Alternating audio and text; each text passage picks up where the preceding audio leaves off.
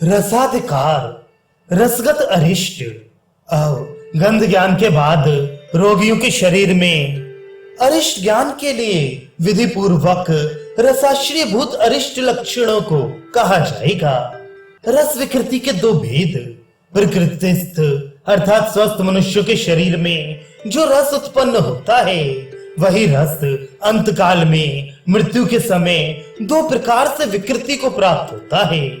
एक विकार यह है जिसमें मुमूर्ष पुरुष का रस अत्यंत विरस अनिष्ट रस हो जाता है, और दूसरा विकार वह है जिसमें वही रस किसी के शरीर में अत्यंत मधुर हो जाता है। रसारिष्ट अनुमान गम्य। एक मनुष्य दूसरे मनुष्य के शरीरगत रस का प्रत्यक्षीकरण कैसे कर सकता है? अर्थात नहीं कर सकता, क्योंकि रस ज्ञान जिह्वा के द्वारा होता है और वैद्य रोगी के शरीर को जिह्वा से चाट नहीं सकता। अतः निम्न निर्दिष्ट अनुमान से विकृति प्राप्त रस का ज्ञान करना चाहिए।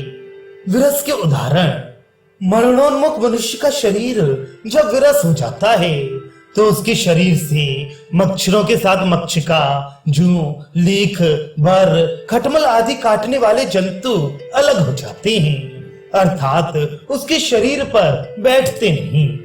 स्वाद रस के उदाहरण, जिसका शरीर काल से पक गया है, अर्थात मृत्यु काल समीप आ गया है, ऐसे मनुष्य का जब शरीर अत्यंत मधुर हो जाता है, तब यदि उसे स्नान कराकर सुगंधित चंदन, केसर आदि का लेप उसके शरीर पर किया जाए तो भी मक्खियां संपूर्ण शरीर पर लगने लगती हैं। उपसंहार, जो मैंने सामान्य रूप से पुष्पित पुरुष के रस और गंध संबंधी अरिष्ट लक्षणों को बताया है, उनका फल मृत्यु का ज्ञान करना है, ऐसा समझना चाहिए।